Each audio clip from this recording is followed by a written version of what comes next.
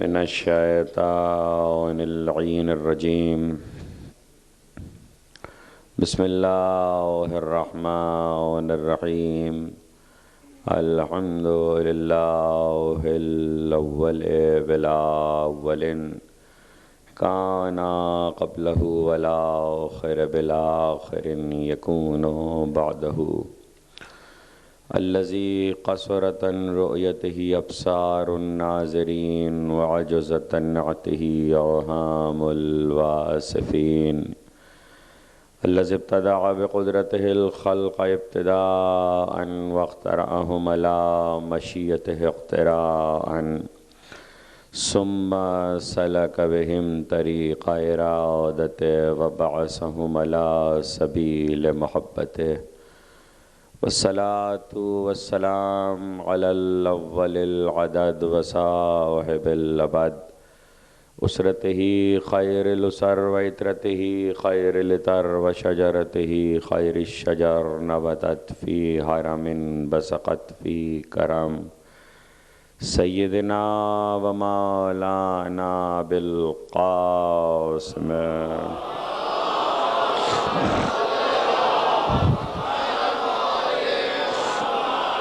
وأهل بيته الطيبين الطاهرين المعصومين المظلومين الذين أذهب الله عنهم الرجس وطهرهم تطهيرا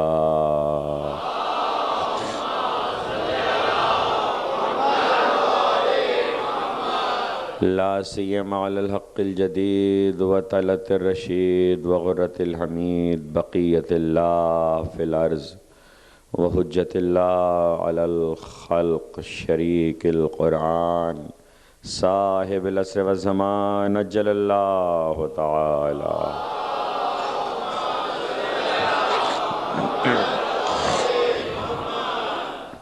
واللعنة الدائمة الباقية على أعدائهم ومنكر فضائلهم وغاصب حقوقهم أجمعين من يوم ظلمهم إلى يوم الدين أما بعد فقد قال الله سبحانه وتعالى في محكم كتابه الحكيم ضرب الله مثلا كلمة طيبة كشجرة طيبة أصلها ثابت وفرعها في السماء صلوات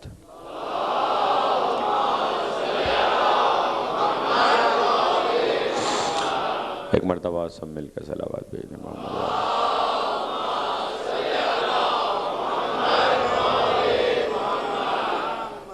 دعائے صحت کی گزارش ہے آپ حضرات سے دعا فرمائیں پروردگار عالم جناب حسین ساجوانی صاحب کی والدہ کو صفدر صاحب علیل ہیں ان کے لیے بحق بیمار کربلا شفائے کامل و عاجل عطا فرمائے صلوات بھیجیں محمد و آل محمد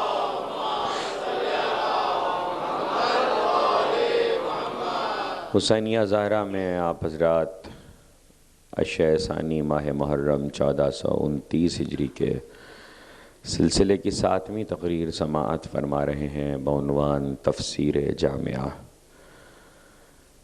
ہماری گفتگو اپنے اختتامی مراحل کی طرف بڑھ رہی ہے اور ہم ابھی اس نہج پر ہیں کہ مقام رسالت مقام نبوت کیا ہے۔ جب اہل بیت مقام نبوت کا تعارف کراتے ہیں تو وہ عظمت کیا ہے اور کس طرح سے پہچنوایا گیا اہل بیت کی نسبت سے مقام رسالت کو کہ جس رسول کے اہل بیت ایسے ہیں وہ رسول کیسا ہوگا۔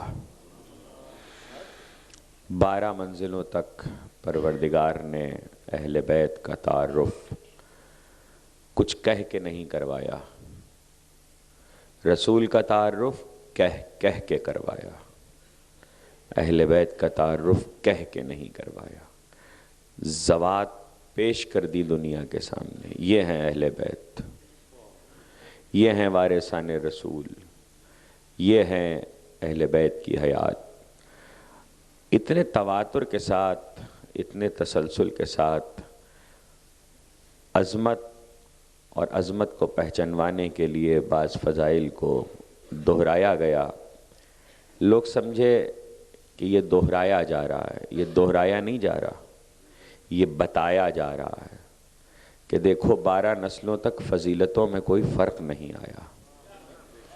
اگر فضیلت کسی مقام پر دہرائی گئی ہے تو وہ اس کے پیچھے یہی نظریہ ہے، یہی خیال ہے کہ جہاں 12 نسلوں تک عظمت میں کوئی فرق نہیں آیا، وہاں پہچانو کہ وہ اول کیا تھا جس کا آخر ایسا ہے۔ اور پھر انتظار کرو، اگر اب بھی سمجھ میں نہ آئے تو انتظار کرو، اور اس طرح انتظار کرو کہ جیسے ہم نے انبیاء سے انتظار کروایا تھا، اور ہم نے اپنے رسولوں اور مرسلین سے کہا تھا دیکھو ایک آنے والا ہے، دیکھو ایک آنے والا ہے، اور کائنات ہمارے محبوب کا انتظار کر رہی تھی۔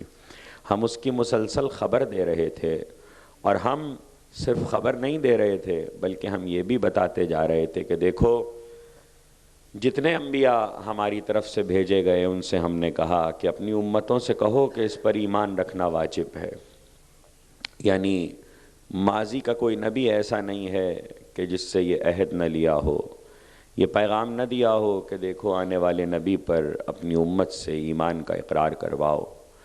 دیکھا نہیں تھا، جانتے نہیں تھے، واقف نہیں تھے، لیکن اس کے باوجود بار بار ایمان کا اظہار، یہ مقام نبوت کا اعلان تھا۔ اور اسی لیے جب ہمارے معصومین سلام کرتے ہیں تو اسی نسبت سے اپنا ذکر بھی کیا، اسی نسبت سے پیغمبر کا ذکر بھی کیا، السلام علیکم یا اہل بیت النبوہ و موضع الرسالہ و مختلف الملائکہ و محبت الوحی۔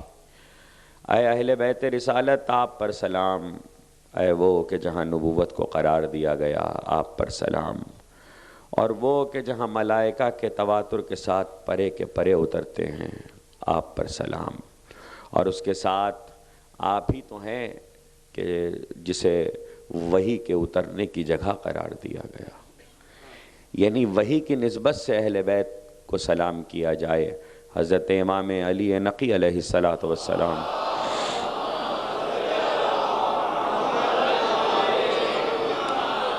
کا یہ جملہ کہ آپ ہی ہیں وہ کہ جن کو وحی کے اترنے کی جگہ قرار دیا گیا، وحی کے اترنے کا مقام قرار دیا گیا، اور لفظ بھی استعمال کیا محبت، یعنی جہاں وحی کا حبوط ہوا ہے۔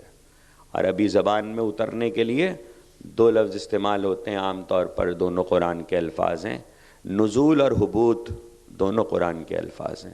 نزول بھی اترنے کو کہتے ہیں، حبوط بھی اترنے کو کہتے ہیں، اور بہت مشہور ترین لفظ استعمال ہوتا ہے حبوط آدم، آدم کا زمین پر اترنا، اور اترنے کے معنی میں ہے لیکن دونوں میں فرق ہے، نزول میں اور حبوط میں فرق ہے۔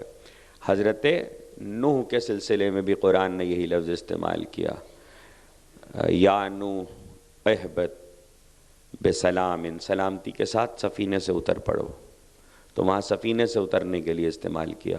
نزول ہر اترنے کی کیفیت کو کہتے ہیں، لیکن حبوط کے لیے ایک شرط ہے، حبوط کا لفظ صرف وہاں پر اترنے کے لیے استعمال ہوگا جو اترنا نیچرل ہو، فطری ہو۔ جو فطری اترنا نہیں ہے اس کو حبوط نہیں کہیں گے۔ سواری سے آپ کا زمین پر اترنا فطری ہے، پانی کا پہاڑی سے نیچے کی طرف اترنا فطری ہے، پانی کا نشیب میں جانا فطری ہے، جدید زمانے میں جہاز کا رن وے پر اترنا فطری ہے، اس لیے کہ اس کی فطرت کے مطابق ہے۔ تو اب جو کچھ بھی فطری ہوگا وہ حبوط کہلائے گا۔ معصوم نے یہاں وحی کے لیے نزول کا لفظ نہیں استعمال کیا بلکہ حبوط کا لفظ استعمال کیا۔ حبوط کا لفظ استعمال کرنا خود یہ بتا رہا ہے کہ وحی کا یہاں پر اترنا فطری ہے،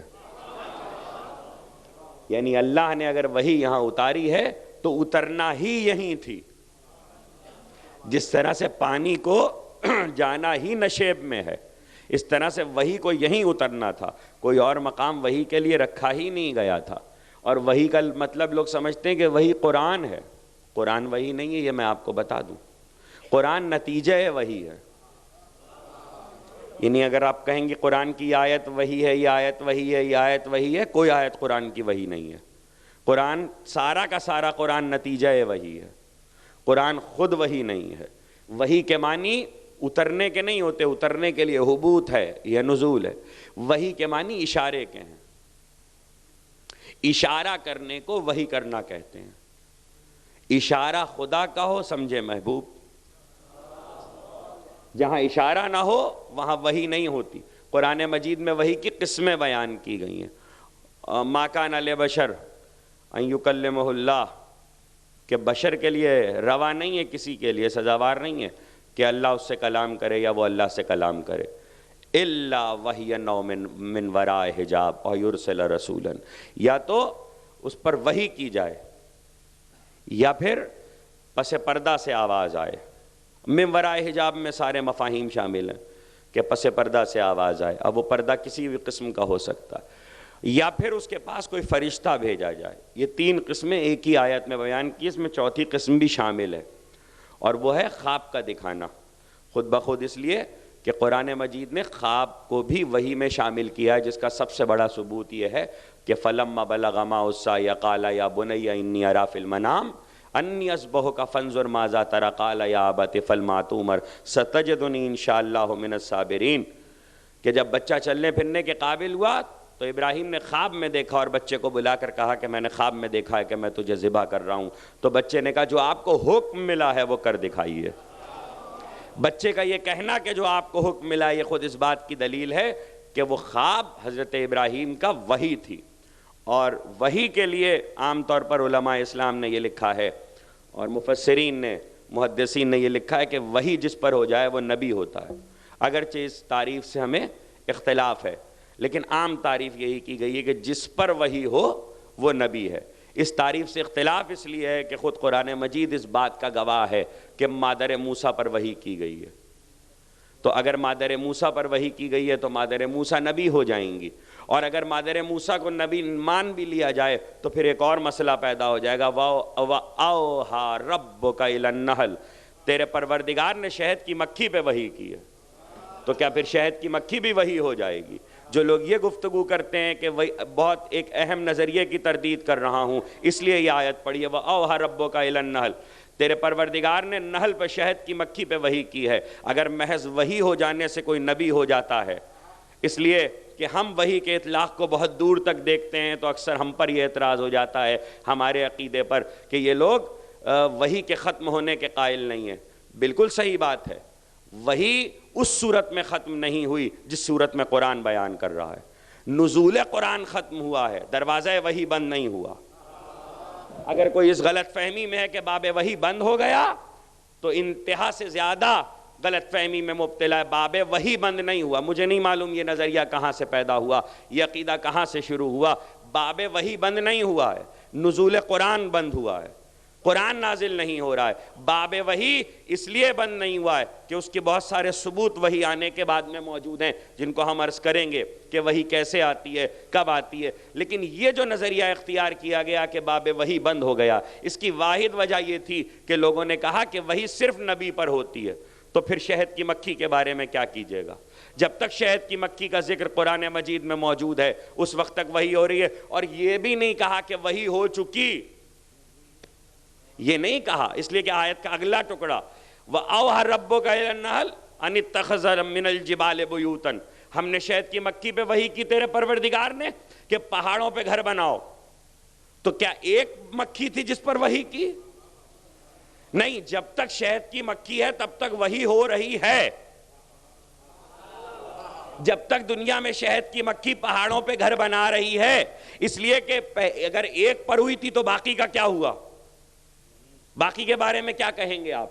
تو اس لیے جب تک جہاں تک شہد کی مکھی کی نسل جائے گی قدرت کی وحی برقرار رہے گی۔ وحی برقرار ہے تو اس کے معنی یہ کہ باب وحی کھلا ہوا ہے۔ جو باب وحی شہد کی مکھی پہ کھلا ہوا ہے، اگر ہم کہتے ہیں اہل بیت پہ کھلا ہے تو حیرانی کیا ہے؟ یعنی شہد کی مکھی پہ باب وحی کھلا رہے، نبوت پہ کوئی فرق نہ آئے۔ اہل بیت کے لیے باب وحی کھلا رہے، نبوت پہ فرق آ جائے، اس لیے کہ اس کو قرار یہ دیا گیا کہ باب وحی کھول دیا جائے گا تو ختم نبوت کا مسئلہ پیدا ہوگا. کوئی مسئلہ ختم نبوت کا پیدا نہیں ہوگا، اس لیے کہ نبوت ختم ہوئی ہے، نبوت کا وحی سے کوئی تعلق نہیں ہے. نبوت ایک عہدہ ہے، یعنی اگر پیغمبر، دیکھیے قرآن کیا کہہ رہا ہے، قرآن کہہ رہا ہے کہ یا تو وحی کرے، توجہ کیجئے گا، یا تو وحی کرے، یا وحی کرنے کے معنی کیا ہے، اللہ دل میں القا کرے، یا پس پردہ سے آواز آئے، اور یا پھر پس پردہ سے بھی آواز نہیں آ رہی، وحی بھی نہیں ہو رہی، فرشتہ آ رہا ہے. ان تینوں میں سے کوئی نہ کوئی تو ہے کہ جو وحی ہے، اور اس تینوں کو وحی شمار کیا گیا ہے انکلوڈنگ خواب، کہ خواب کو اس میں شامل کر لیجئے. تو اب یہ جتنی صورتیں ہیں اگر ان میں سے کوئی بھی نہ ہو تو کیا نبوت نہ رہے گی؟ یعنی جب نبی پہ وحی نہیں ہوتی تھی تو کیا وہ نبی نہیں تھا؟ پیغمبر پہ جب وحی ہونا شروع ہوئی تب وہ نبی ہوئے. وحی آنے سے پہلے وہ نبی نہیں ہے تو پھر قرآن کی ان آیتوں کا کیا ہوگا جہاں بھی وحی نہیں آئی ہے اور اس کی نبوت کا ذکر ہو رہا ہے. اس لیے کہ عیسیٰ کہہ رہے ہیں انی عبداللہ آتانی الکتاب وجعلنی نبیا، میں اللہ کا بندہ ہوں، کتاب لے کر آیا ہوں، نبی بنا کر بھیجا گیا ہوں. کوئی تاریخ نہیں بتاتی، نہ قرآن بتاتا ہے کہ عیسیٰ پر وہاں پر وحی ہوئی ہو. بغیر وحی کے نبی ہیں عیسیٰ، بغیر وحی کے نبی ہیں. میرے ساتھ چلتے رہیے، مجھے بہت اہم منزل پہ آپ کو لے کر جانا ہے. عیسیٰ بغیر وحی کے نبی ہیں. یہ تو میں نے آپ کو وہ مقام بتایا ہے کہ جہاں پیدا ہونے کے بعد عیسیٰ بولے ہیں، پیدا ہونے کے بعد عیسیٰ گفتگو کر رہے ہیں. ٹھیک ہے، عیسیٰ بغیر وحی کے نبوت عیسیٰ کی ہے اور خود ثابت ہے. تو ہمارا رسول وحی کے انتظار میں کب تک بیٹھا رہے گا کہ وحی آئے گی تو نبی ہوگا؟ نہیں، کوئی ایسا مسئلہ نہیں ہے. اس لیے کہ وحی محتاج نہیں ہے پروردگار سے گفتگو کے لیے. اور عام طور پر عامہ نے اور خاصہ نے جو یہ سمجھا ہے کہ وحی میں صرف فرشتہ آتا ہے تو فرشتے پر منحصر ہے، جب تک ملک آ نہیں گیا نبی ہو نہیں گیا. یعنی جبریل آئیں گے، وہ پہلی آیت لائیں گے، اس کے بعد رسول ہوگا. تو جبریل کے آنے سے پہلے رسول نہیں ہوا. تو اب میں اس مقام کا کیا کروں گا جہاں جبریل پیچھے رہ جائے گا، رسول آگے بڑھ جائے گا؟ وہاں تو جبریل درمیان میں ہے ہی نہیں، اس لیے کہ جبریل پیچھے رہ گیا ہے، وہاں پر کوئی گفتگو نہیں ہے. اور اب پھر طے کیجئے کہ اگر وہاں بھی وحی ہو رہی ہے اور گفتگو تو ہو رہی ہے، یہ تو طے ہے کہ سدرہ پہ جبریل رک گئے اور اپنی حد جبریل نے بتا دی ہے. وہی جبریل کہ جس کے لیے تمام علماء اسلام روایتیں یہ لکھ رہے ہیں کہ پیغمبر پر جب پہلی مرتبہ آیا، بہت دھیرے دھیرے ان روایتوں کو محفوظ کر لیجئے، میں چاہتا ہوں کہ ان کا کچھ حصہ آپ کو سنا دوں. جب پیغمبر پر پہلی مرتبہ جبریل آیا ہے تو اس سے پہلے رسول اکثر سال میں 1 مہینے یا کچھ مہینے غار حرا میں عبادت کے لیے جایا کرتے تھے. اور غار حرا میں عبادت کے دوران اکثر پیغمبر کے ذہن میں کچھ خیالات آتے تھے اور پیغمبر کہہ رہے ہیں. اب یہ روایتیں 5 ایسے راوی ہیں جنہوں نے ان روایتوں کو مختلف طریقوں سے پیش کیا ہے اور میں سب کو ملا کے آپ کو سنا رہا ہوں کہ پیغمبر یہ کہتے ہیں کہ میں اکثر دیکھا کرتا تھا کہ بلندی پر کوئی فاران کی، کوئی ہرا کی، کوئی ابو قبیس کی بلندی پر جبریل پیر پہ پیر رکھے ہوئے کھڑے ہیں. پیر پہ پیر رکھے ہوئے بیٹھے ہیں تو سمجھ میں آتا ہے، جبریل پیر پہ پیر رکھے ہوئے کھڑے ہیں یہ مجھے سمجھا دیجئے. ایک پیر اگر دوسرے پیر پہ رکھ لیا ہے تو جبریل اس کے معنی ایک پیر پر کھڑے ہیں، تو ایک پیر پہ جبریل کھڑے ہو سکتے ہیں. یہ روایت یہاں سے شروع ہو رہی ہے، یاد رکھیے گا، تبصرہ کرتا ہوا آگے بڑھوں گا. اس کے بعد صرف کھڑے نہیں ہیں بلکہ مجھے گھور کے دیکھ رہے ہیں اور ان کے دیکھنے سے مجھے خوف پیدا ہو رہا ہے. اور صرف خوف نہیں پیدا ہو رہا، عجیب طرح کے خیالات آ رہے ہیں اور میں ذہن میں یہ سوچ رہا ہوں. راوی کہہ رہا ہے کہ پیغمبر ذہن میں یہ سوچ رہے ہیں، تو میں سنا رہا ہوں آپ کو. راوی کہہ رہا ہے کہ پیغمبر ذہن میں یہ سوچ رہے ہیں کہ میں شاعر ہو گیا ہوں. میں تو شاعروں سے بہت نفرت کرتا ہوں، اور کہیں ایسا تو نہیں کہ میں کاہن ہو گیا ہوں، میں کاہنوں سے بھی بہت نفرت کرتا ہوں.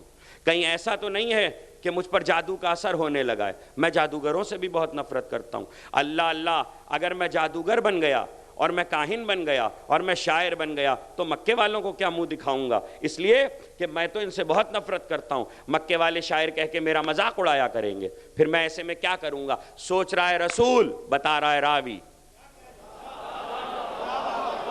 پیغمبر دل میں سوچ رہے ہیں، توجہ کیجئے گا، پیغمبر دل میں سوچ رہے ہیں، اور راوی بتا رہا ہے کہ پیغمبر سوچ رہے ہیں میں شاعر ہو گیا تو کیا ہوگا، میں کاہن بن گیا تو کیا ہوگا، میں اگر جادوگر مجھ پہ جادو کا اثر ہو گیا تو کیا ہوگا، اور دل کی ساری آوازیں راوی سن رہا ہے، جو ابھی کلمہ پڑھ کے نہیں آیا وہ سن رہا ہے، جس نے ابھی اسلام قبول نہیں کیا وہ سن رہا ہے، جو ابھی قرآن سے واقف نہیں ہے وہ سن رہا ہے، جس کو ابھی دین کا نہیں پتا وہ سن رہا ہے۔ عجیب راوی ہے، پیغمبر کے دل کی آواز سنائی دیتی ہے، غدیر کا خطبہ نہیں سنائی دیتا۔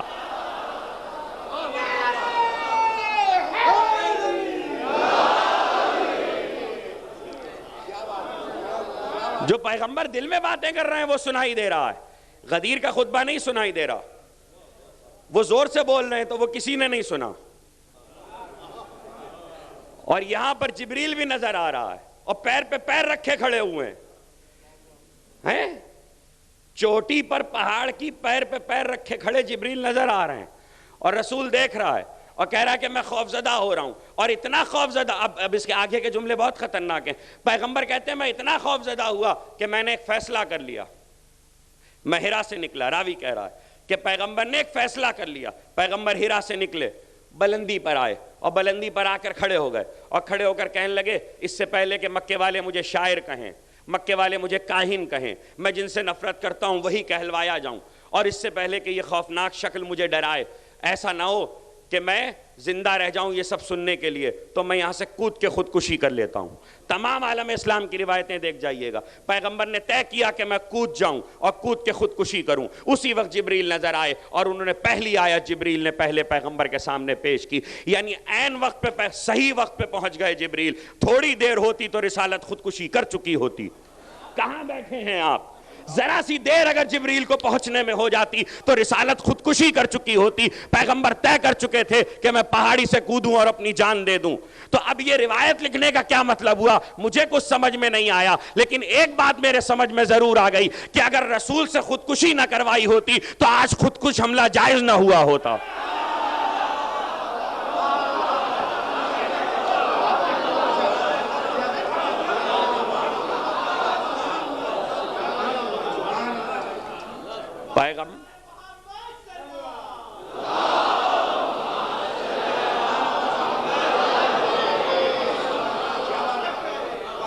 جب اللہ کا محبوب ہی اتنا دل برداشتہ ہو گیا، جب محبوب الہی ہی کا دل ٹوٹ گیا اور وہ تانوں سے گھبرا گیا اور اس نے ارادہ کر لیا کہ میں خودکشی کروں، تو اب وہ جہاں جا رہا ہے تو اب اس کے بعد اور تو کوئی رستہ ہے نہیں، اور اس کو پتہ ہی نہیں ہے کہ میں کون ہوں۔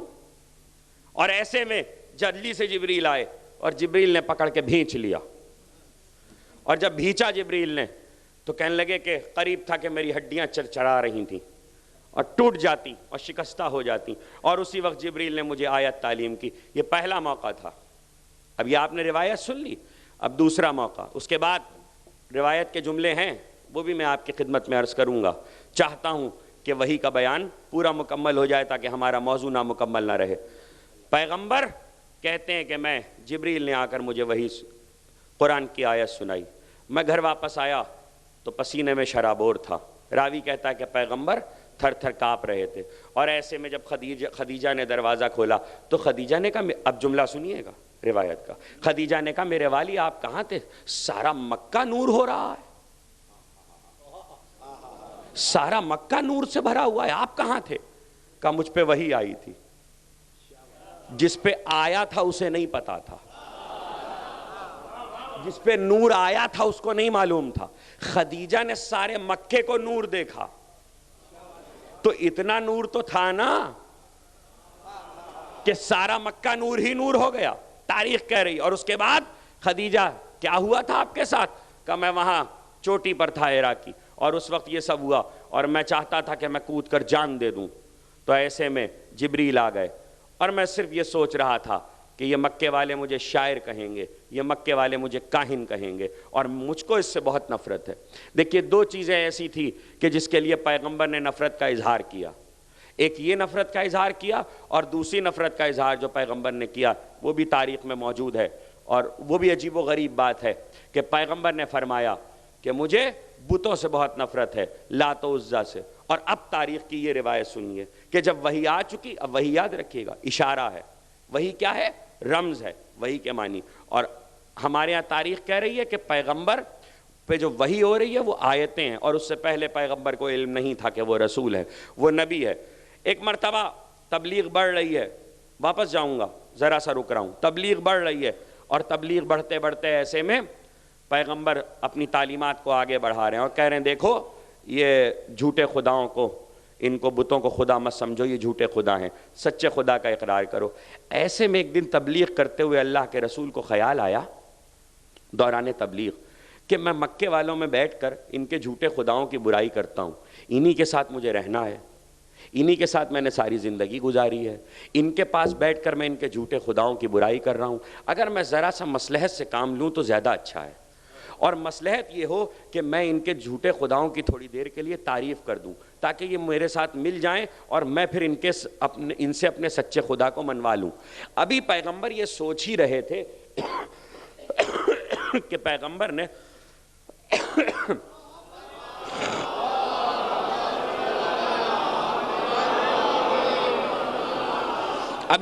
یہ سوچ ہی رہے تھے معاذ اللہ کہ پیغمبر نے جو آیتیں صبح جبریل دے کر گئے تھے ان آیتوں کی تلاوت شروع کی، اور وہ آیتیں لات والعزیٰ ومنات ثالثۃ الاخریٰ، یہ وہ آیتیں تھیں کہ جن میں ان تینوں کے نام لیے گئے، لات و منات و عزیٰ کے، اور ان کی برائی ہونی تھی آگے چل کر. پیغمبر نے آیت کو یہاں تک پڑھا، اس کو افسانہ غرانیق کہتے ہیں تاریخ میں، یہ افسانہ غرانیق کہلاتا ہے، اس کو یاد رکھیے گا. پیغمبر نے یہاں تک پڑھا، اور یہاں تک پڑھنے کے بعد اللہ کا رسول ایک مرتبہ آیت کو اس طرح پڑھتا ہے کہ لات والعزیٰ ومنات ثالثۃ الاخریٰ، یہاں تک تو آیت ہے، اور اس کے بعد پیغمبر کہتے ہیں تلکل غرانیقہ الاولیٰ. اور ظاہر ہے کہ یہ عربوں کا ایک طریقہ، یہ ایک پرانا شعر تھا، یہ شعر ان کی تعریف میں کہا گیا تھا. پیغمبر نے اسی وقت اس شعر کو آیت کے ساتھ ملا دیا. پیغمبر کو نہیں پتا چلا کہ انہوں نے کیا پڑھا، اور پیغمبر کو یہ معلوم بھی نہیں ہوا کہ وہ آیت کے ساتھ وہ ماضی کا شعر ملا کر پڑھ گئے. تھوڑی دیر کے بعد جس وقت شعر پیغمبر نے آیت کے ساتھ ختم کیا تو نبی نے بھی سجدہ کیا، تو سارے کفار مکہ بہت خوش ہوئے اور انہوں نے کہا آج عبداللہ کے بیٹے نے ہمارے جھوٹے خداؤں کی تعریف کر دی.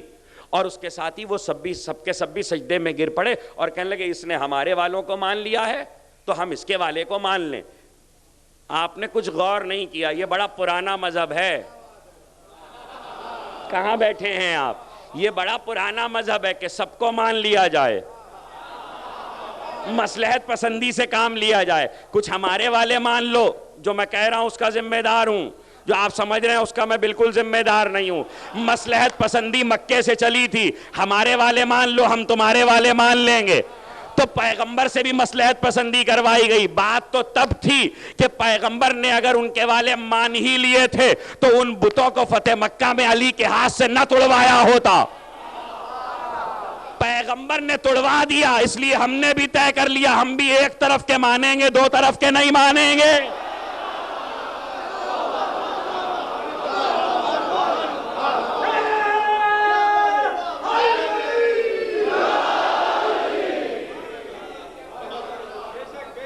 اللہ کا رسول. اور ایسے میں ایک مرتبہ مجھے معلوم ہے موضوع کی تقاضے کے مطابق بعض اوقات تقریر ایسی نہج پر آ جاتی ہے، لیکن ظاہر ہے کہ ہمیں اپنے موضوع کو لے کر آگے بڑھنا ہے. اور معصوم کیا کہہ رہے ہیں کہ وحی کا محبت ہیں آپ، اور اس کی شرح کرتے ہوئے ذرا سا میں وہی سمجھا دوں تو آگے بڑھ جاؤں. ایک بار پیغمبر نے آیت کو پڑھا، شام کو جبریل آئے. تو جبریل جب شام کو آئے تو پیغمبر نے جبریل سے کہا دیکھو آج یہ ہو گیا. کہ کیا ہوا؟ کہ میں نے آیت پڑھی اور آیت کے ساتھ میں نے یہ شعر ان کی تعریف میں پڑھ دیا. تو جبریل نے کہا یہ آپ نے کیا غضب کیا، آپ نے ان کی تعریف کر دی. کہا میں نے کچھ نہیں کیا. اب اگلا جملہ بہت خطرناک ہے. کہا میں نے کچھ نہیں کیا، تمہاری صورت میں شیطان وہ شعر سنا رہا تھا، میں سمجھا جبریل پڑھ رہے ہیں تو میں نے پڑھ دیا، اس لیے کہ مجھے تو تمہارا دھوکہ ہوا. یہ روایت ہے، روایت آپ نے تو ہنس کے سن لی. تمہاری صورت میں سنا رہا تھا. ہاں ہاں ہاں ہاں ہاں، دھوکہ بھی کروایا تو جبریل پہ شیطان کا. آپ نے غور ہی نہیں کیا کس کو کس سے ملایا. اب سمجھ میں آیا کہ ہم عظمت کیوں بیان کرتے ہیں. ہم عظمت کیوں بیان کرتے ہیں؟ ہم نے کسی کو بڑا نہیں بنایا. چھوٹا ماننے میں نقصان ہے، بڑا ماننے میں فائدہ ہے. جب بڑا مانیں گے تو حد قائم رہتی ہے. اب سمجھ میں آیا کہ جبریل کی بات پہ رکے تو بات شیطان تک چلی گئی، دھوکہ ہوا تو ایسا. ارے ہمارا تو مولا بھی ایسا ہے جس پہ خدا کا دھوکہ ہوتا ہے.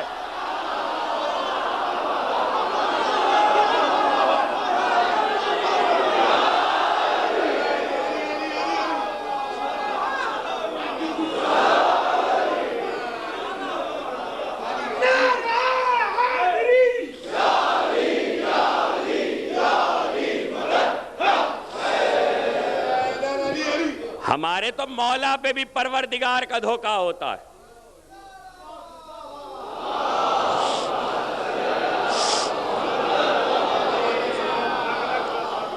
اور اگر یہی رسالت ہے تو اس رسالت کو سلام، اس لیے کہ اگلا جملہ سن لیجئے. اگر یہ رسالت ہے تو ہم اس رسالت کو نہیں مانتے، اس لیے کہ نبی سے اچھی نگاہیں تو کفار مکہ کی ہیں کہ سوئے ہوئے تھے علی، وہ سمجھ رہے تھے محمد سو رہا ہے.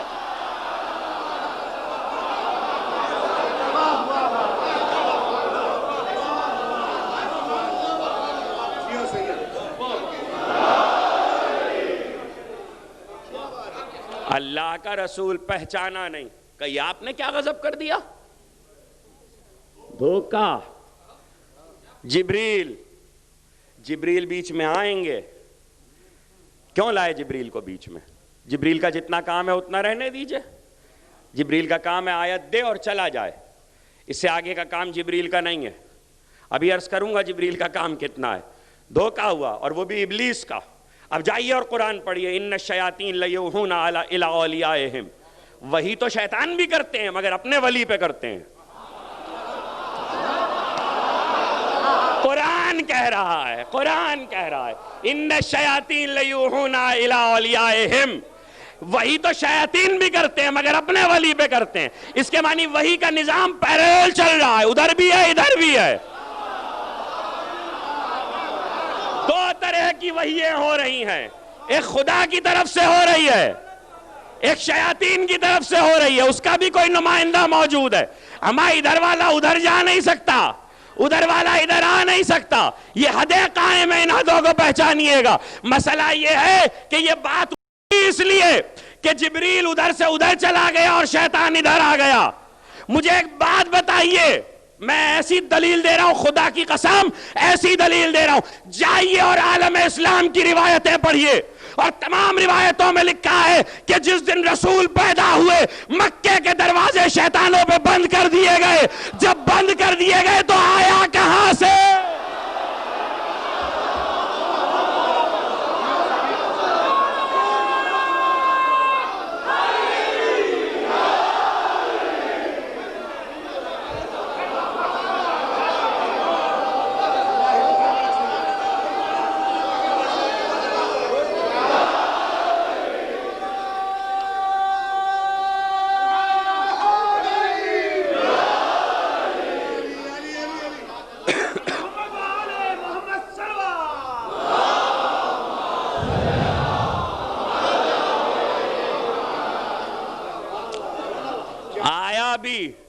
اور جبریل کے لباس میں آیا، جبریل کے بھیس میں آیا. اسی لیے تو ہم نے عقیدہ عصمت رکھا ہوا ہے. عقیدہ عصمت کا فائدہ یہی ہے. دیکھیے جبریل ہے معصوم، اور معصوم کے لیے قانون طے ہے کہ معصوم کا بھیس کوئی لے ہی نہیں سکتا. اسی لیے ہمارے یہاں حدیث ہے کہ اگر خواب میں معصوم آ جائے تو وہی آیا ہے، کوئی اور نہیں آیا. اس لیے کہ معصوم کا بھیس کوئی اختیار کر ہی نہیں سکتا. جبریل صاحب عصمت ہے، صاحب عصمت کے بھیس میں شیطان کیسے آ جائے گا؟ ابلیس کیسے آئے گا؟ ابلیس جائے تو ایسوں کے بھیس میں جائے جو ابلیس جیسے ہوں.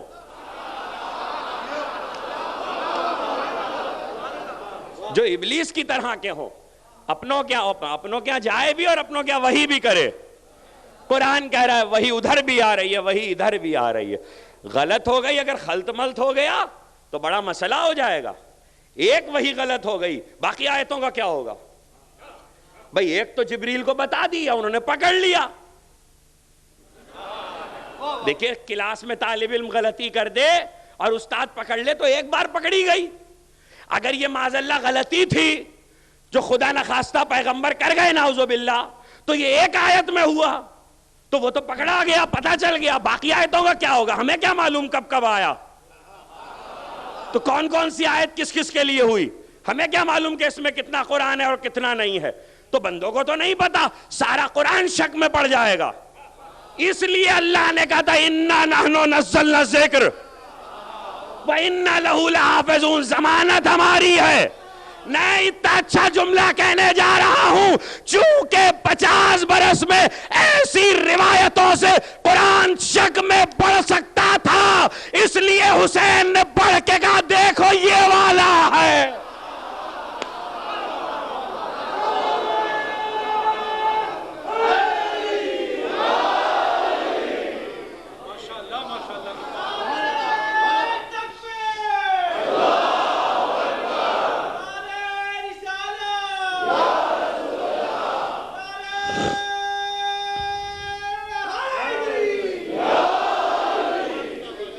کتاب خدا ہی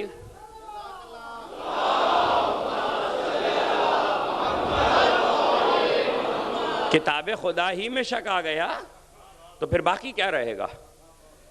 کہا یہ تو بہت گڑبڑ کیا آپ نے، غضب کر دیا، اب کیا کریں؟ کہا ٹھیک ہے اللہ کسی طرح ٹھیک کر لے گا، اللہ کسی طرح ٹھیک کر لے گا. محبوب غلطیاں کرے خدا ٹھیک کرے. واہ واہ واہ واہ واہ. اس کے بعد کیا ہوا؟ بہت خوش ہوئے مکے والے، لیکن افسانہ غرانیق تاریخ میں رہ گیا. اب جائیے نہج البلاغہ پڑھیے گا. نہج البلاغہ میں علی کہتے ہیں بچپن سے میں رسول کے ساتھ تھا جیسے اونٹنی کا بچہ اونٹنی کے ساتھ ہوتا ہے.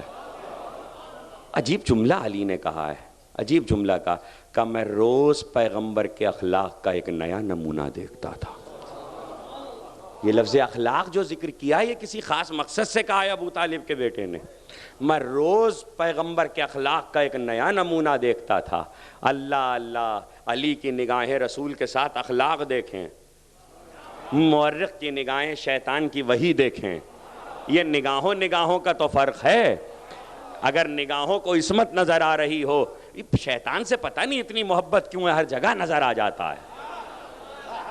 یہ مجھے آج تک سمجھ میں نہیں آیا کہ یہ ابلیس سے اتنی کیوں محبت ہے کہ کہیں کوئی نیک کام ہو رہا ہوتا ہے وہ نظر فوراً آتا ہے. اچھا نظر آنے پہ داد نہیں ہے، اب کیا کروں اردو کا جملہ ہے، نظر آنے پہ داد نہیں ہے. خدا کی قسم ہم نے تو یہ سنا تھا کہ معصوم کو پہچاننا مشکل ہے. یہ کون لوگ ہیں جو شیطان کو آسانی سے پہچان لیتے ہیں؟ اس کے معنی پرانے پہچانے ہوئے ہیں.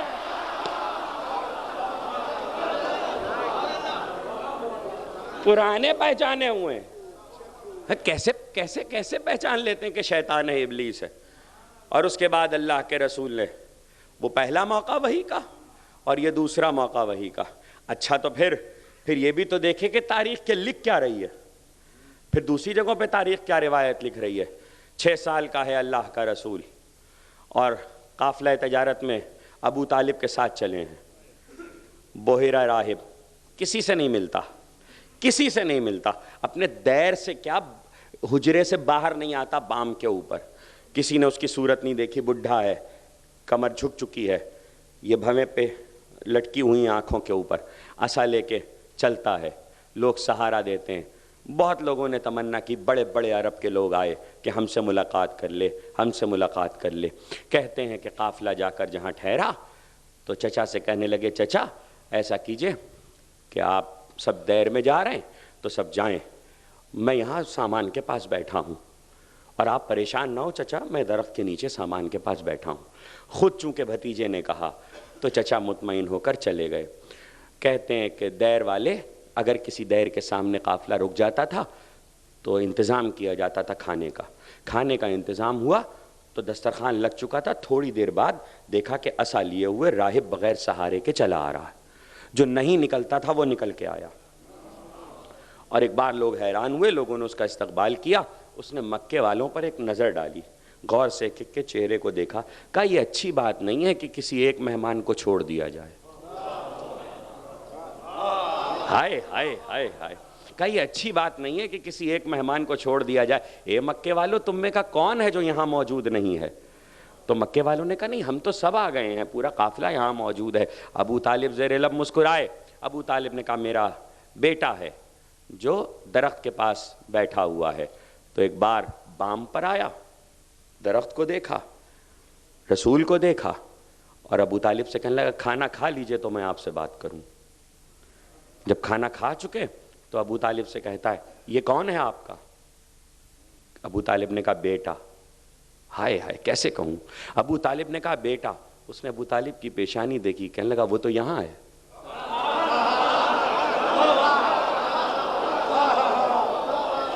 کہا بیٹا کا وہ تو یہاں ہے. ابو طالب مسکرائے، کہا میرا بھتیجا ہے، عبداللہ کا بیٹا ہے. کہا ہاں ہاں. کہا آپ کو پتا ہے یہ درخت جو ہے یہ کون سا ہے؟ کہا کیوں؟ کہا اس درخت کی خصوصیت یہ ہے کہ اس کے سائے میں یا نبی بیٹھ سکتا ہے یا اس کا وصی بیٹھ سکتا ہے. اس کے سائے میں یا نبی بیٹھ سکتا ہے یا اس کا وصی بیٹھ سکتا ہے. آپ کا بھتیجا ہونے والا نبی ہے، مستقبل کا نبی ہے، اس کی حفاظت کیجیے گا. کہ تو نے میری معلومات میں کوئی اضافہ نہیں کیا، تو نے میری معلومات میں کوئی اضافہ نہیں کیا. آپ نے دیکھا کہ نبی کو خود نہیں معلوم ہے لیکن راہب کو معلوم ہے، راہب کو خبر ہے. اور ایسے میں جہاں راہب کو خبر ہے وہاں راہب ابو طالب سے کہہ رہا ہے. ابو طالب کہہ رہے ہیں میرے بہت سارے واقعات ہیں، ان واقعات کو نہیں عرض کرنا. ابو طالب کہہ رہے ہیں میری معلومات میں کوئی اضافہ نہیں کیا. اس کے معنی خبر ہے ابو طالب کے پاس.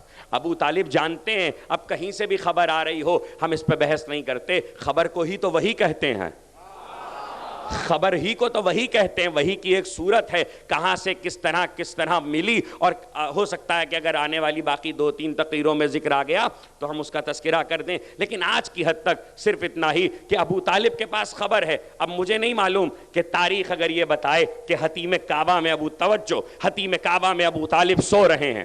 حتیم وہ جگہ کہ جہاں کے باہر سے آپ طواف کرتے ہیں، حتیم کعبہ میں ابو طالب سو رہے ہیں. اور معمول ہے ابو طالب کا کہ آتے ہیں تو حتیم میں زیادہ وقت گزارتے ہیں، سو جاتے ہیں، اور اٹھتے ہیں تو جس وقت آ کر لیٹتے یا بیٹھتے ہیں تو کعبے کو دیکھ کر کچھ کہتے ہیں اور اس کے بعد لیٹ جاتے ہیں اور ہاتھ کا تکیہ بنا کے سو جاتے ہیں. اس کے بعد اٹھتے ہیں، پھر کعبے کو دیکھ کے کچھ کہتے ہیں اور پھر اپنے کام پر چلے جاتے ہیں. وہ کیا کہتے ہیں وہ سن لیجئے. ایک بار جب آتے ہیں حتیم میں کھڑے ہوتے ہیں، کعبے کی دیوار کو دیکھتے ہیں، ہاتھوں کو اٹھاتے ہیں. اس کے بعد جب جانے لگتے ہیں تو پھر کعبے کی دیوار کو دیکھتے ہیں، ہاتھوں کو اٹھاتے، کہتے رضیت باللہ ربن وبالاسلام دینا وبالقرآن کتابا وبکعبۃ قبلۃ وبمحمد صلی اللہ علیہ وآلہ نبیا وبعلی ولیا وبالحسن والحسین وعلی ابن الحسین ومحمد ابن علی وجعفر ابن محمد وموسى ابن جعفر وعلی ابن موسى ومحمد ابن علی وعلی ابن محمد والحسن ابن علی والحجت ابن الحسن.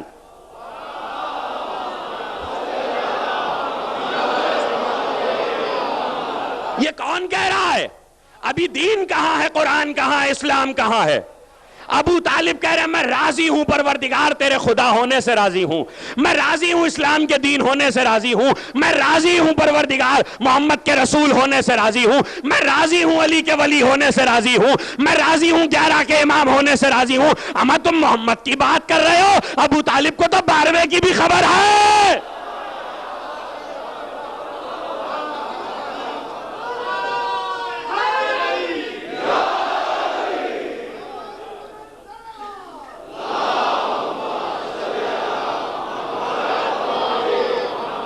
چلیے عشرے کا تحفہ لے جائیے، یہ تحفہ ہے.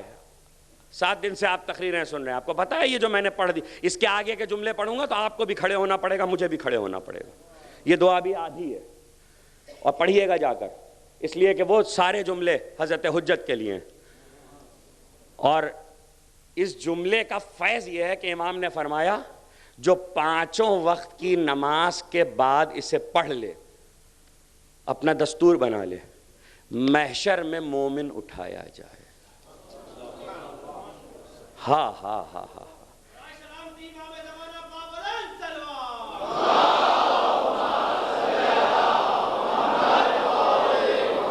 5 وقت کی نماز کے بعد یہ کلمات جو ابو طالب کہا کرتے تھے، جو کہہ لے اللہ اسے مومن اٹھائے گا، اما وہ کتنا بڑا مومن ہوگا جس کے کلمات پہ تم مومن اٹھائے جاؤ گے؟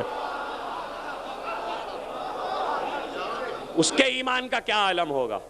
یہ اگر وہ ساری تفصیلات سناؤں کہ جو گفتگو کی ہے تو وہ یہاں اس وقت نہیں ہے، مجھے وہی پہ واپس جانا ہے۔ یہ ہے ابو طالب کا عالم کہ خبر ہے، 12ویں تک کی خبر ہے، اور یہاں رسول۔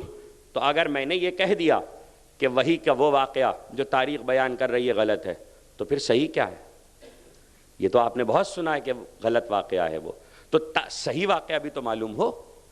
وہ کیسے پتہ چلے گا کہ صحیح کیا ہے؟ تو آج صحیح واقعہ سنا رہا ہوں۔ محمد ابن یونس عاملی ہمارے بہت بڑے عالم ہیں، ان کی کتاب صراط مستقیم، وہاں سے یہ واقعہ پڑھ رہا ہوں کہ جس وقت حضرت امام جعفر صادق علیہ السلام اس واقعے کو دو طریقے سے روایت کیا ہے انہوں نے، ایک ہمارے امام سے روایت کیا اور ایک عام تاریخ سے روایت ہے۔ یہ واقعہ دونوں طرح سے روایت ہو، اب بہت اہم واقعہ ہے، اور یہ بھی میں عرض کر دوں کہ اس واقعے کو میں جہاں بھی اگر ذکر کیا ہے تو میں نے ہی ذکر کیا ہے، اور یہ اتنا اہم واقعہ ہے تاریخ کا کہ ابھی تک پیغمبر کی سوانح حیات میں نہیں شامل ہوا۔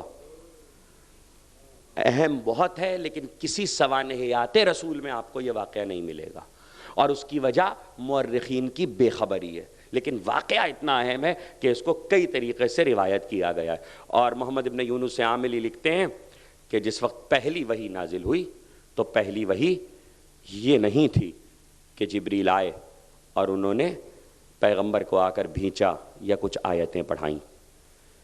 حریر کا ایک پارچہ تھا، اور حریر کے اس پارچے کے اوپر کچھ لکھا ہوا تھا اور اس کو لپیٹا گیا تھا، اس میں سے خوشبو آ رہی تھی۔ ایک کرسی تھی، اس زرعی کرسی، اس کرسی کو لے کر آئے جس پر جواہرات جنت جڑے ہوئے تھے۔ اس کرسی کو لا کر ہیرا کی بلندی پہ رکھا۔ جب کرسی کو رکھ دیا تو پیغمبر سے کہا آپ اس پر تشریف فرما ہو جائیے۔ جب پیغمبر اس پر بیٹھ گئے تو جبریل آگے بڑھے، اور جیسے ایک بادشاہ کے سامنے دوسرے بادشاہ کا ایلچی پیغام دیتا ہے، اس طرح سے پیغمبر کے سامنے وہ حریر کا پارچہ پیش کیا گیا۔ پیغمبر نے اس حریر کے پارچے کو کھول کر پڑھا، یہ رسالت کے اعلان کا حکم تھا۔ جب اسے پڑھ لیا تو اس کے بعد اللہ کے رسول کو جبریل نے ان آیتوں کی خبر دی۔ آیتوں کی خبر نہیں دی، آیتیں نہیں لائے، یہ ذہن میں رکھیے گا۔ وحی کے معنی اشارہ ہے، اور اب اس کی دلیل دے دوں تو واقعہ کامل کروں۔ وحی کے معنی اشارے کے کیا ہیں کہ پیغمبر پر آیت نہیں آتی۔ اس کی سب سے بڑی دلیل یہ ہے کہ قرآن ہی میں ہے کہ 23 برس میں اترا، قرآن ہی میں ہے کہ جستا جستا اترا، قرآن ہی میں ہے کہ اکٹھے اترا۔ تو یا تو اکٹھے اترا یا جستا جستا اترا یا 23 برس میں اترا۔ دیکھیے یہ طے کرنا پڑے گا۔ مسئلہ یہ کہ جب تک آپ آیتیں سمجھتے رہیں گے یہ فیصلہ نہیں ہوگا کہ اترا۔ قرآن کی ایک آیت ہے جو اس مسئلے کو حل کر دیتی ہے، وَلَا تَعْجَلْ بِالْقُرْآنِ۔ دیکھو اے حبیب، قرآن کے پڑھنے میں جلدی نہ کرو، قرآن کے پڑھنے میں، آیتوں کے پڑھنے میں جلدی نہ کرو، جب تک کہ تم پر وحی نہ آ جائے، جب تک کہ تم پر وحی نہ آ جائے، جب تک کہ تم پر وحی نہ آ جائے۔ اب پتا چلا کہ قرآن تو پیغمبر کے پاس تھا۔ وحی آیت لے کے نہیں آتی ہے، وحی آتی ہے یہ والی پڑھ دو، یہ والی پڑھ دو، یہ والی پڑھ دو۔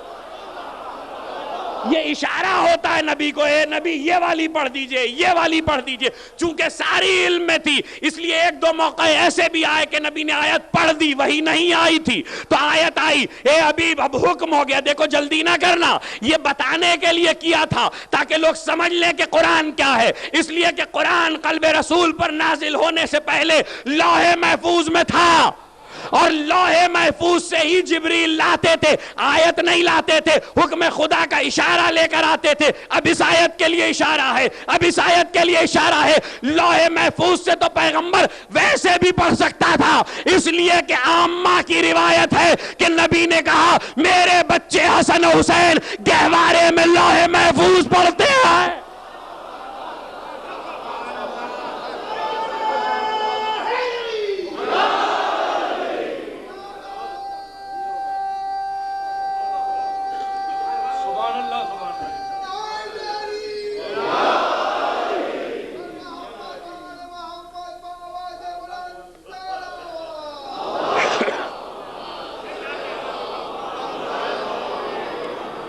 گہوارے میں میرے بچے حسن و حسین لوح محفوظ کا مطالعہ کر رہے ہیں، تو اگر حسن و حسین لوح محفوظ پڑھ رہے ہیں تو پیغمبر کے اور لوح محفوظ کے درمیان کوئی پردہ ہے؟ نہیں. بات تو تب اچھی ہے جب میں اگلی حدیث سنا دوں. حسن و حسین لوح محفوظ پڑھ رہے ہیں اور پیغمبر کہہ رہے ہیں حسن و حسین میری آنکھیں ہیں. حسن و حسین میری آنکھیں ہیں، تو اس کے معنی لوح محفوظ رسول ہی تو پڑھ رہا ہے. آنکھوں کو مانا ہوتا تو رسول پڑھتا دکھائی دیتا. آنکھوں ہی کو نہیں مانا گیا تو رسول بھی بے پڑھا لکھا ہو گیا. رسول کو پڑھنا ہی نہیں آتا. ہم حسن و حسین جیسی آنکھیں ہوں تو پڑھے گا کیوں نہیں؟ صلوات بھیجے محمد.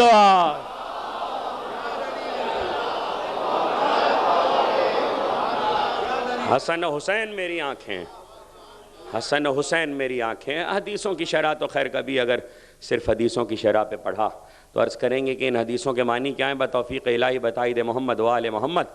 پیغمبر نے پارچے کو کھولا، رسالت کا حکم ملا. پیغمبر نے اب میں کیا کروں کہ وہی پہ پڑھا ہے تو مجبور. اقرا بسم اللہ الرحمن الرحیم. اقرا بسم ربک الذی خلق. پڑھو اے حبیب پڑھو. لغت کے اعتبار سے جو لوگ گرامر جانتے ہیں ان کو معلوم ہے کہ اقرا کا مفعول آیت میں موجود نہیں ہے.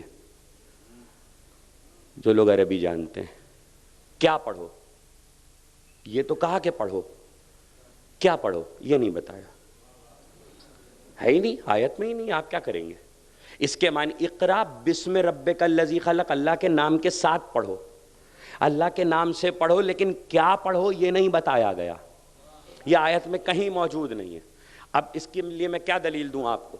دیکھیے آپ کے گھر میں آئے مہمان اور بچے کو آپ لے کر آئے، بچے کو کچھ آپ نے پڑھایا ہے، رباعیاں انیس و دبیر کی یاد کی ہوئی ہیں، اس نے سلام یاد ہے، اور مہمان آیا، آپ نے کہا بیٹا سناؤ، ذرا پڑھ کے سناؤ.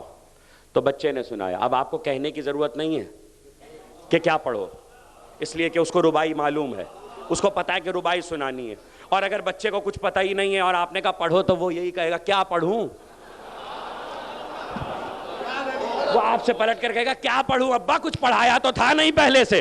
تو جبریل کہہ رہا ہے کہ پڑھو.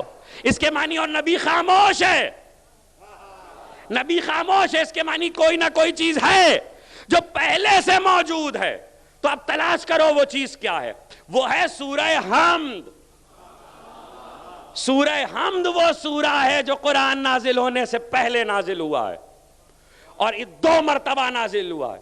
پیغمبر سے کہا پڑھو، اسی لیے بسم اللہ کا ذکر کیا گیا، اس لیے کہ پیغمبر پہلے بھی پڑھتے تھے سورہ حمد. سورہ حمد پہلے سے. اب اس کی شرح ہوگی تو پھر نئی تقریر شروع ہو جائے گی. ہو سکتا ہے کہ کل ہم اسی کی شرح میں گفتگو کر لیں، ابھی کہہ نہیں سکتے کہ موضوع کہاں پہ مڑے گا.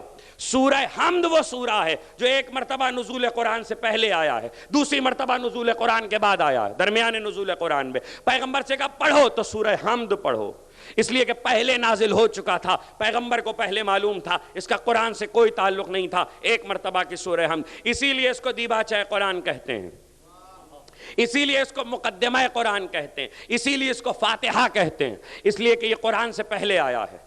اور جب کہا کہ پڑھو تو پیغمبر نے پڑھا. آیتیں ختم ہوئیں، اللہ کا رسول وہاں سے اٹھا. اور ایک بار روایت جہاں سے چلی تھی واپس آ رہا ہوں، اللہ کا رسول وہاں سے اٹھا، دروازے پہ دستک دی. میں آپ کو کیسے بتاؤں کہ عربوں کے کچھ طریقے تھے، اور عرب جب کوئی حیرت ناک چیز دیکھتے تھے یا استعجاب والی چیز دیکھتے تھے تو 2 میں سے کوئی ایک جملہ کہتے تھے. اسلام آنے کے بعد یا تو اللہ اکبر کہتے تھے یا لا الہ الا اللہ کہتے تھے. جب کسی چیز پہ حیرت ہوتی تھی تو لا الہ الا اللہ، اور جب حیرت ہوتی تھی کہتے اللہ اکبر. یہ عربوں کا عام رواج تھا اسلام آنے کے بعد.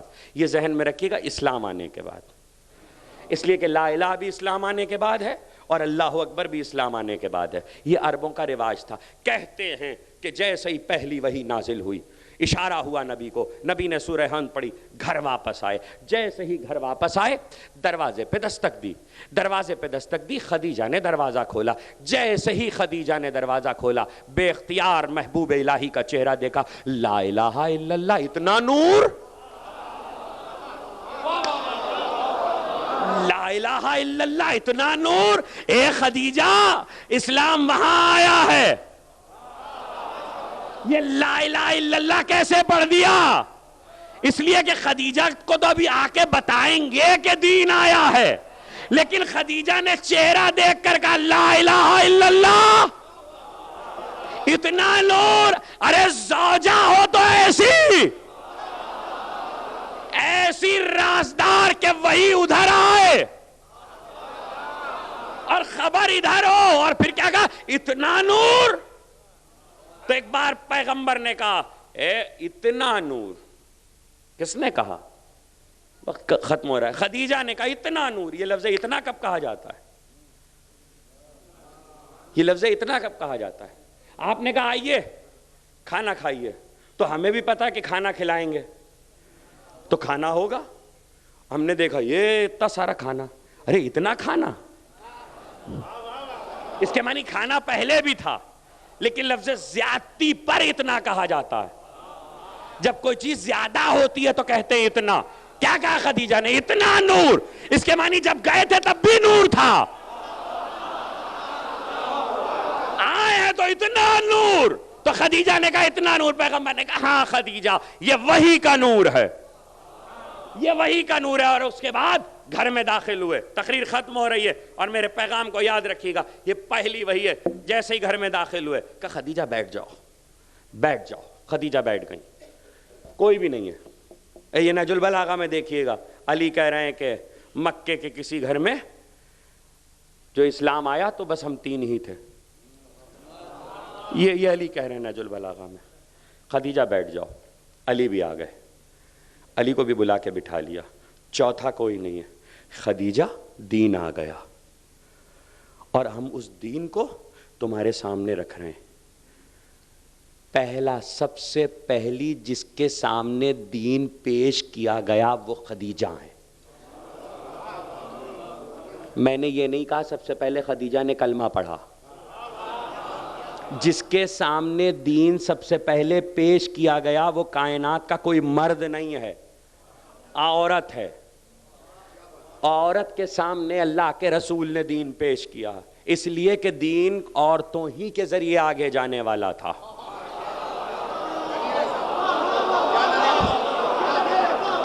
عورتوں کے ذریعے آگے جانے والا تھا. اس دین کو باقی رہنا تھا عورتوں کے ذریعے. موضوع نہیں ہے، شرح نہیں کر سکتا، وقت ختم ہو گیا. لیکن اب آج کی حد تک 2 جملے سن لیجئے. ایک مرتبہ کہ خدیجہ دین آ گیا. دیکھو یہ توحید ہے، یہ عدل ہے، یہ نبوت ہے، یہ امامت ہے، یہ قیامت ہے. اور اے خدیجہ نماز بھی آ چکی، روزہ بھی آ گیا، ابھی کچھ نہیں آیا. خدیجہ سے کہہ رہے ہیں سب آ گیا، سب جستا جستا آئے گا، تھوڑی تھوڑی دنوں کے بعد آئے گا. اے خدیجہ یہ جہاد ہے، یہ اخلاقیات ہے. ساری تعلیمات جب دے چکے، پورا دین خدیجہ کو گنوایا. اس کے بعد کہنے لگے خدیجہ علی کی بیعت کرو. یہ ہے پہلی وحی، خدیجہ علی کی بیعت کرو. اور خدیجہ نے کہا میں راضی ہوں. یہ نہیں کہا میں نے کلمہ پڑھ لیا، کہا میں راضی ہوں. خدیجہ نے علی کی بیعت کی. ابھی غدیر بہت دور ہے. خدیجہ نے علی کی بیعت کی. ابھی اسلام کا پہلا دن ہے، اور پہلے دن رسول دین کی ہر چیز جو آنے والی ہے وہ بتا کے خدیجہ سے کہہ رہے ہیں خدیجہ علی کی بیعت کرو. نہ لا الہ کہلوایا، نہ محمد الرسول اللہ کہلوایا، مگر علی کی بیعت کروائی. کچھ کہہ رہا ہوں، اب میرے پیغام کو یاد رکھیے گا. وہ پہلی خاتون جس کے سامنے دین پیش کیا گیا، اور یہ عالم اسلام کی روایت اور ہماری روایت کہ جب بنت اسد نے رحلت کی اور پیغمبر آ کے قبر بند کر کے بنت اسد کی قبر کے کنارے بیٹھے، تو ایک مرتبہ پیغمبر نے کہا کہیے ابلو کے ابلو کے ابلو کے. اور ایک مرتبہ اصحاب نے پوچھا یہ کیا تھا؟ کہ فرشتے آئے تھے مبشر بشیر، منکر نکیر نہیں، مبشر بشیر آئے تھے. اور انہوں نے میری چچی سے کہا تیرا پروردگار، انہوں نے جواب دیا. کہ تیرا رسول، انہوں نے جواب دیا. کہ تیرا امام. تو شرم آئی، حیا آئی کہ اپنے بیٹے کو ولی اور امام بتائے. میں نے کہا کہیے ابلو کے. کائنات اسلام کی 2 برگزیدہ خواتین خدیجہ اور بنت اسد، نہ علی ولی اللہ کے بغیر ان کی حیات ہے، نہ علی ولی اللہ کے بغیر ان کی حیات ہے. باقی سب کس کھیت کی مولی ہے.